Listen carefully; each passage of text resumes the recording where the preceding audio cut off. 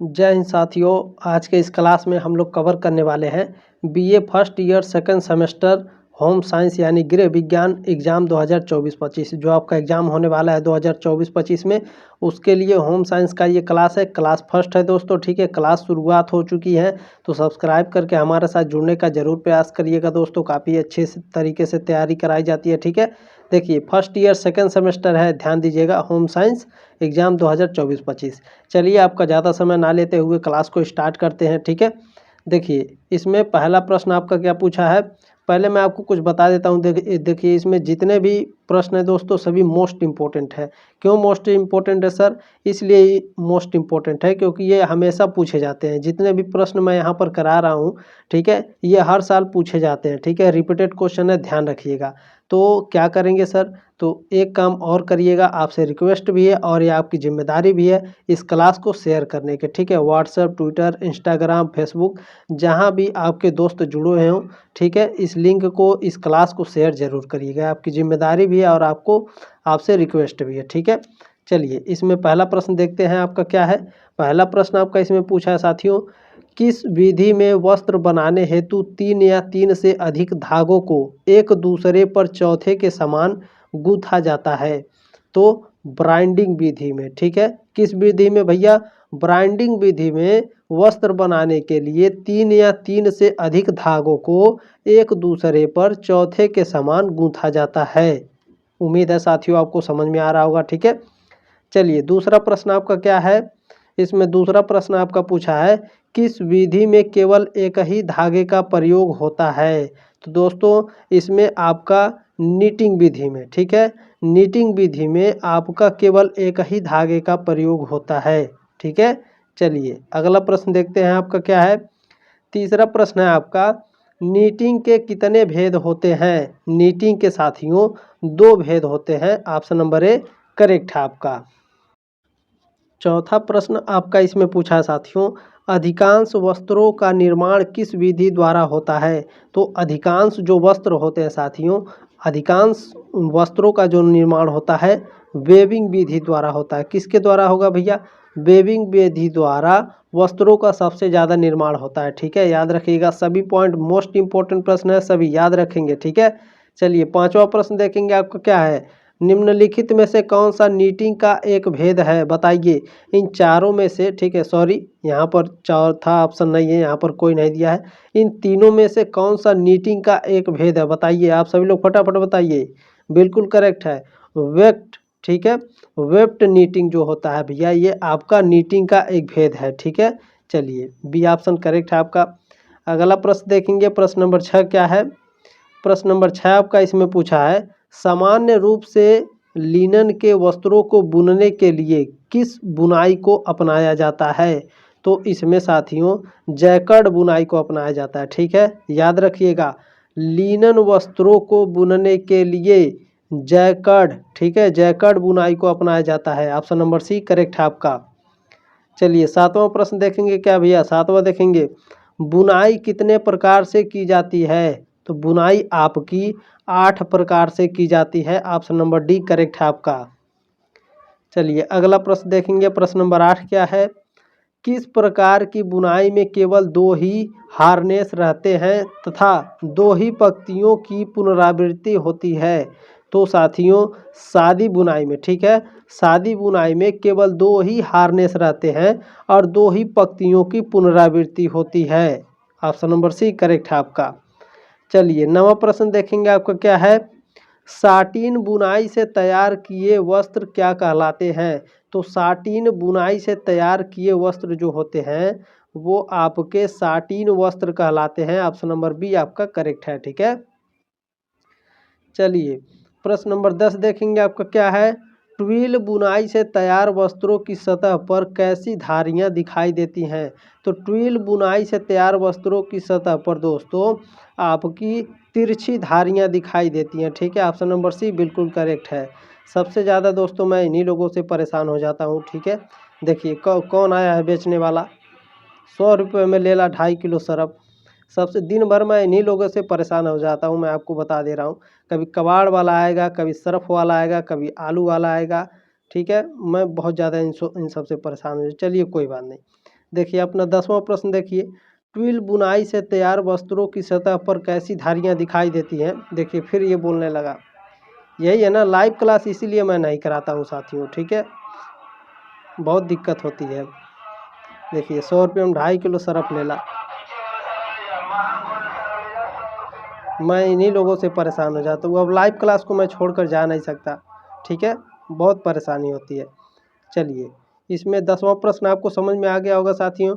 Twill बुनाई से तैयार वस्त्रों की सतह पर कैसी धारियाँ दिखाई देती है भैया, तिरछी धारियाँ दिखाई देती हैं, ठीक है।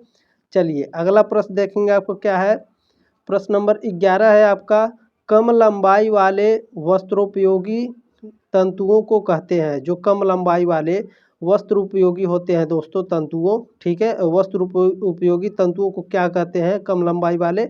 तो कम लंबाई वाले वस्त्र उपयोगी तंतुओं को क्या कहेंगे, तो स्टेपल फाइबर कहते हैं, ठीक है भैया, क्या कहते हैं, staple fibre. Option number B आपका करेक्ट है। चलिए प्रश्न नंबर 12 देखेंगे आपका क्या है, वस्त्रोपयोगी तंतुओं के मुख्य आवश्यक गुण हैं। तो क्या गुण है भैया, समुचित मजबूती है, बिल्कुल, पर्याप्त लंबाई भी होनी चाहिए, परस्पर सटने की क्षमता भी होनी चाहिए, ठीक है, तीनों आपका सही है। तो ऑप्शन नंबर डी करेक्ट हो जाएगा, उपरोक्त सभी। चलिए अगला प्रश्न देखते हैं। देखिए मैंने जो अभी उधर बोला है ना, जो बेचने वाला आया था उसके लिए सॉरी, ठीक है, डिस्टर्बिंग होती है लाइव क्लासेस में, ठीक है। चलिए 13वां प्रश्न है आपका, हमारे लिए वस्त्रों की क्या उपयोगिता है, बताइए हमारे लिए वस्त्रों की क्या उपयोगिता होती है भैया। तो वस्त्र प्राकृतिक कारकों से सुरक्षा प्रदान करता है, ठीक है, धूल धूप धुएं से, ठीक है, सारे शरीर को सजाना संवारना भी होता है, बिल्कुल सही है, ठीक है, सामाजिक प्रतिष्ठा प्रदान करता है, अच्छे कपड़े पहन कर जाएंगे तो, ठीक है। चलिए ऑप्शन नंबर डी आपका करेक्ट हो जाएगा, उपरोक्त सभी क्या है, वस्त्र हमारे लिए उपयोगी होते हैं। अगला प्रश्न देखेंगे, प्रश्न नंबर 14 क्या है, प्रश्न में इसमें मैं थोड़ा सा चेंज कर रहा हूँ, आप लोग मैनेज करिएगा थोड़ा, 1 मिनट। चलिए हो गया, रेशम के कीड़े रेशम के कीड़े किस पेड़ की पत्तियों पर पाले जाते हैं। तो आप सभी लोग जानते हैं शहतूत की पत्तियों पर रेशम के कीड़े पाले जाते हैं, ठीक है, ऑप्शन नंबर बी बिल्कुल करेक्ट है आपका। चलिए 15 नंबर बताने का प्रयास करेंगे, लिनन किसके पौधे से प्राप्त होता है, बताइए। लिनन जो होता है भाइयों, ये आपका फ्लास्क के पौधे से प्राप्त होता है, ठीक है, किसके पौधे से भैया, फ्लास्क के पौधे से। चलिए अगला प्रश्न देखेंगे आपका क्या है, 16 नंबर प्रश्न है आपका, रेमी का रेशा किसके पौधे से प्राप्त होता है। रेमी का रेशा नेटेल के पौधे से प्राप्त होता है, ठीक है, काफ़ी अच्छे आंसर दे रहे हैं आप सभी लोग, बहुत ही बढ़िया। चलिए 17 नंबर प्रश्न देखेंगे आपका क्या है, कपास के पौधे से किसका रेशा प्राप्त होता है। कपास के पौधे से साथियों, कपास का रेशा पौधा, कपास का रेशा प्राप्त होता है, ठीक है, ऑप्शन नंबर सी करेक्ट है आपका। चलिए 18 नंबर प्रश्न देखेंगे आपका क्या है, बीज से प्राप्त होने वाला वस्त्र उपयोगी तंतु है। तो बीज से प्राप्त होने वाला उपयोगी तंतु आपका कपास है, ऑप्शन नंबर सी करेक्ट हो जाएगा।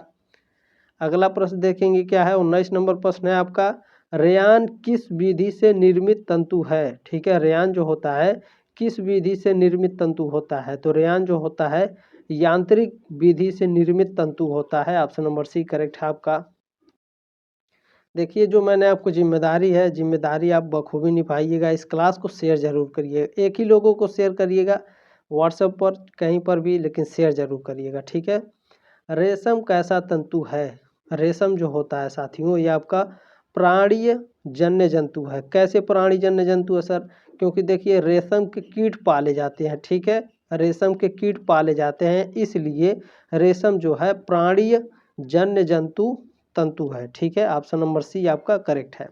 और एक बात और देखिए, ये आपका ऑब्जेक्टिव क्वेश्चन है, ठीक है। अब बाकी जो कॉलेज हैं उत्तर प्रदेश के जितने भी कॉलेज हैं, ठीक है, उसमें क्या होता है, किसी कॉलेज में सब्जेक्टिव टाइप क्वेश्चन हो रहा है 2024-25 में, किसी में ऑब्जेक्टिव टाइप हो रहा है, किसी में दोनों एग्जाम हो रहा है, तो इसमें मैं कंफ्यूज हो जा रहा हूँ, ठीक है। तो आप लोग कमेंट करिएगा किस कॉलेज से हैं, ठीक है, जिस कॉलेज में जिस हिसाब से परीक्षा होगा उसी के हिसाब से तैयारी कराई जाएगी, ठीक है।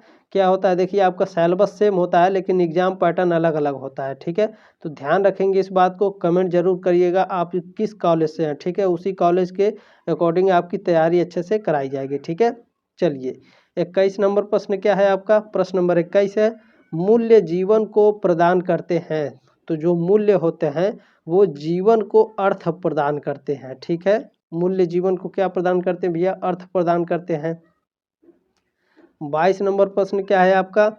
आराम, स्वास्थ्य, महत्वाकांक्षा, प्रेम, ज्ञान, खेल, कला एवं धर्म कैसे मूल्य हैं? तो ये सभी साथियों, ये सभी जो होते हैं कैसे मूल्य होते हैं? आंतरिक और साधनात्मक मूल्य होते हैं, ठीक है। दोनों आपके सही हो जाएंगे। ऑप्शन नंबर डी हो जाएगा आपका, ए और बी दोनों, ठीक है। चलिए अगला प्रश्न देखेंगे क्या है। 23 नंबर प्रश्न है, गृह व्यवस्था एक प्रक्रिया है। तो गृह व्यवस्था एक मानसिक प्रक्रिया है। कैसी प्रक्रिया भैया? मानसिक प्रक्रिया है। चलिए अगला प्रश्न देखेंगे क्या है। 24 नंबर प्रश्न है आपका, पार्कर के अनुसार प्रमुख मूल्य कौन से हैं? तो पार्कर के अनुसार जो प्रमुख मूल्य हैं वो प्रेम, कला और सुख हैं, ठीक है। ऑप्शन नंबर सी करेक्ट हो जाएगा। देखिए मैं आपको इस तरह से भी पढ़ा सकता हूँ। पार्कर के अनुसार प्रमुख मूल्य तत्व कौन से हैं? घृणा या ईर्ष्या, क्रोध द्वेष भावना, प्रेम कला सुख, लड़ना झगड़ना। तो इसमें टाइम वेस्ट होता है, ठीक है। आप लोगों को अच्छे से याद भी नहीं होता है, दिमाग डाइवर्ट हो जाता है, इसलिए मैं डायरेक्ट पढ़ाता हूँ, ठीक है। पार्कर के अनुसार प्रमुख मूल्य कौन कौन से? प्रेम कला और सुख, ठीक है। आपके दिमाग में बैठ गया, सर बताए थे प्रेम कला और सुख पार्कर के अनुसार प्रमुख मूल्य है, ठीक है। तो आपका एग्जाम में जो प्रश्न होता है उसका उत्तर गलत नहीं होता, ठीक है। इसमें अगर ऐसे पढ़ेंगे तो आप कंफ्यूज हो जाते हैं, ठीक है। इस पॉइंट को भी याद रखिएगा। चलिए 25 नंबर प्रश्न क्या है? गृह व्यवस्था एक व्यवहारिक विज्ञान है, किसके अनुसार है? बताइए। जो गृह व्यवस्था है एक व्यवहारिक विज्ञान है, तो ये किसने कहा था भैया? ये इन तीनों जो तीन वैज्ञानिक हैं, इन तीनों वैज्ञानिकों में से किसने कहा था कि गृह व्यवस्था एक व्यवहारिक विज्ञान है? देखिए इस प्रश्न को दो तरह से पूछ सकता है, ठीक है। गृह व्यवस्था एक व्यवहारिक विज्ञान है, यह किसने कहा है? या फिर ऐसे पूछेगा गृह व्यवस्था एक व्यवहारिक विज्ञान है, किसके अनुसार है भैया? तो यह आपका साथियों कोटजिन के अनुसार है, ठीक है। कोटजिन ने कहा था गृह व्यवस्था एक व्यवहारिक विज्ञान है, ठीक है। उम्मीद है साथियों आपको क्लास अच्छा लगा होगा, जानकारी अच्छी लगी होगी। मैंने जो आपको जिम्मेदारी दी है वो जिम्मेदारी ज़रूर निभाएंगे। आपसे रिक्वेस्ट भी है और ये आपकी जिम्मेदारी भी है, ठीक है। तो क्लास कंटिन्यू रहेंगी, आप लोग सब्सक्राइब करके हमारे साथ जुड़ने का ज़रूर प्रयास करिएगा, ठीक है। मिलते हैं नेक्स्ट क्लास में, तब तक के लिए जय हिंद, वंदे मातरम।